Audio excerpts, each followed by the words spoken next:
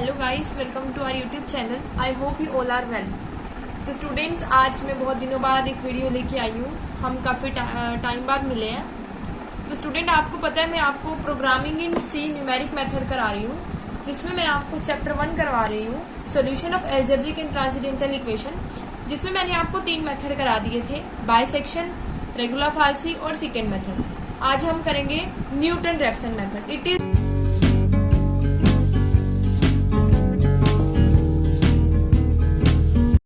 Also the most important and exam में आप देख सकते हो 13 में भी आया है, 9/6/5/2006 में भी आया है। तो इससे आपको पता लग गया होगा कि ये कितना ज्यादा इम्पोर्टेंट है। अब देखिए स्टूडेंट, न्यूटन रैप्सन मेथड को हम सॉल्व कैसे करेंगे।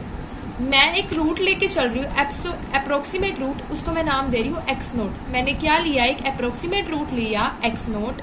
जो इक्वेशन है मेरी F x note, F x किसके बराबर हो जाएगी, 0 के। फिर मैं क्या कर रही हूँ, एक्स नोट में कुछ चेंज ला रही हूँ। एक्स नोट में मैं क्या लेके आ रही हूँ, चेंज। किसका चेंज ला रही हूँ, एच का। किसका चेंज ला रही हूँ, एच का।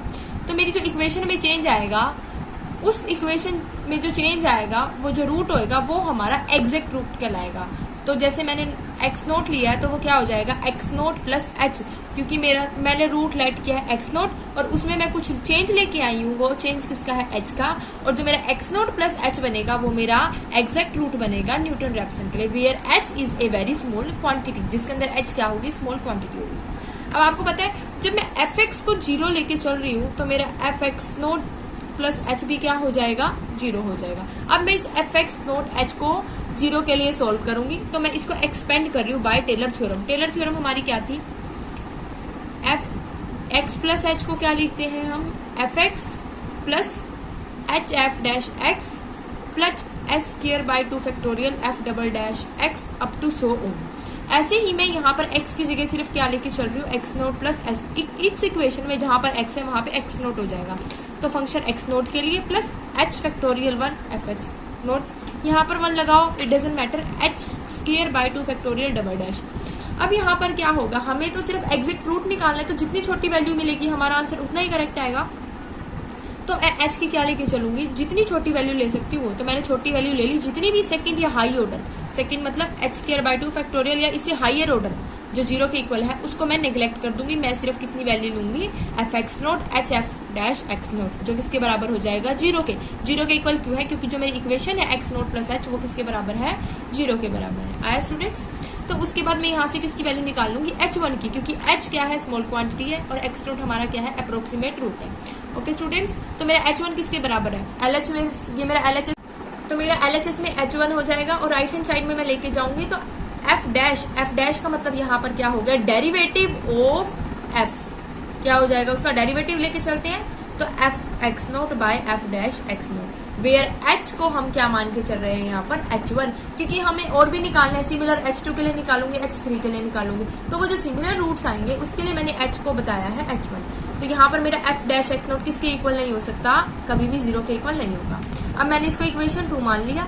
इक्वेशन 2 वैल्यू ऑफ h हमें पता लग गई। अब उसमें हमने ऐड किया था x note, value of x1 की निकाल ली।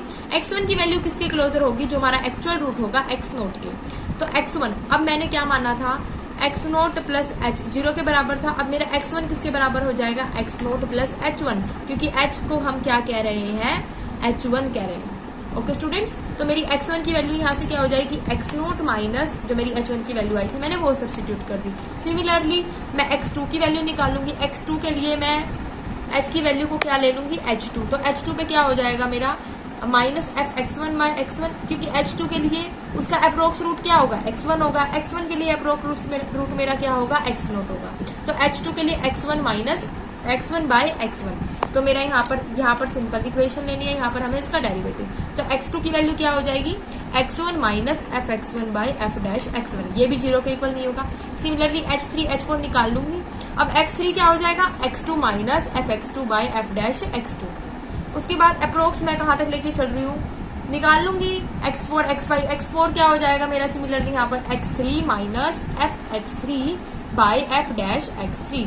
ऐसे ही मेरा x5 क्या हो जाएगा, x4 माइनस उससे पहले वाला जो रूट होगा उसके लिए हम वैल्यू को निकालेंगे। ओके स्टूडेंट्स, तो मैं NH के लिए निकालू। NH के लिए मुझे कम करना पड़ेगा, क्योंकि मैंने क्या बताया, अगर हम 5 के लिए निकाल रहे हैं तो 4th अप्रोक्स लेके चलेंगे, इसलिए मैं क्या करती जा रही हूँ, एक एक वैल्यू को कम कर रही हूँ। तो अब मैं n के लिए निकाल रही हूँ, तो n के लिए एक कम, जब हम कम करते हैं तो n-1 जोड़ते हैं तो n+1, तो मैंने एक वैल्यू को कम कर दिया, n-1 कर दिया, और यहाँ पर भी फंक्शन में भी क्या हो जाएगा n-1 और डेरिवेटिव में भी n-1। ओके स्टूडेंट्स, ये आपको समझ में आ गया।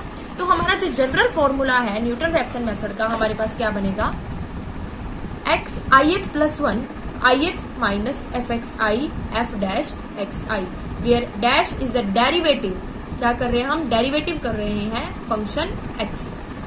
Okay student, this is known as the Newton Raphson formula we calculate by to get the actual और the exact root for the value. Okay student, function के लिए हम न्यूटन रैप्सन मेथड से कैसे सॉल्व करेंगे, फंक्शन पे value, साथ उसके डेरिवेटिव की और उससे कम एक वैल्यू।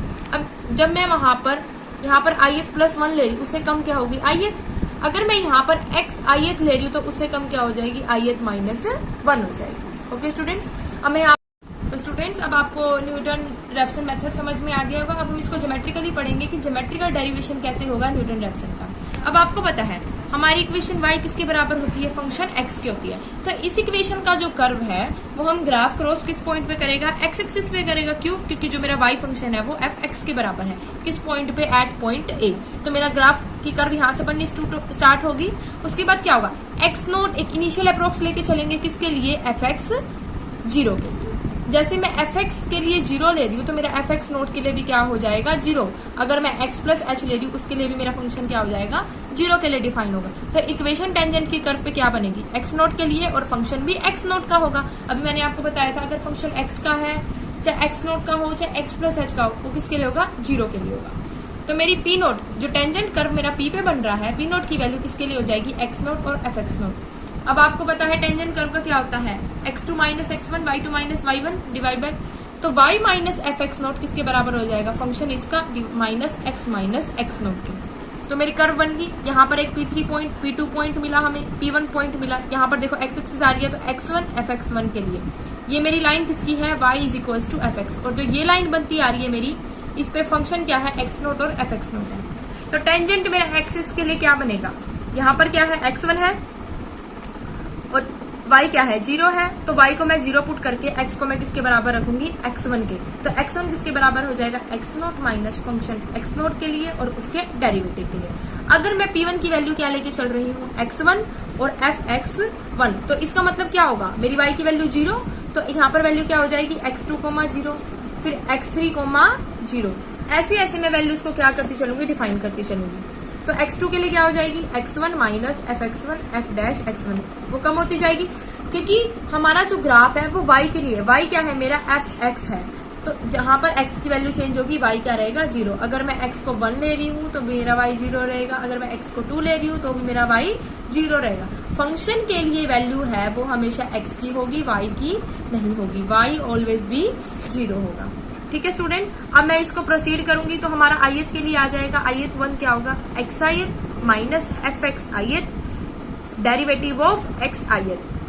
मैंने आपको पहले बताया था न्यूटन रैप्सन में जब हम वैल्यू को निकालते हैं, चाहे वो h1 की हो, h2 की हो, h3 की हो, या फिर x1 हो, x2 हो, x3, कुछ भी हम वैल्यू ले रहे हैं, हम ith के लिए क्या करते हैं, एक वैल्यू को कम कर देते हैं। एक वैल्यू को क्या करेंगे, कम।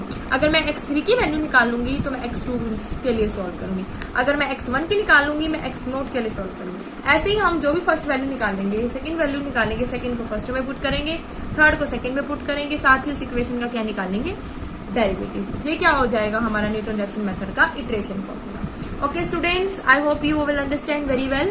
अगर किसी स्टूडेंट को डाउट हो तो मुझे कमेंट कर देना। नेक्स्ट वीडियो में मैं आपको order of convergence with example करा दूंगी। Thank you students for watching this video.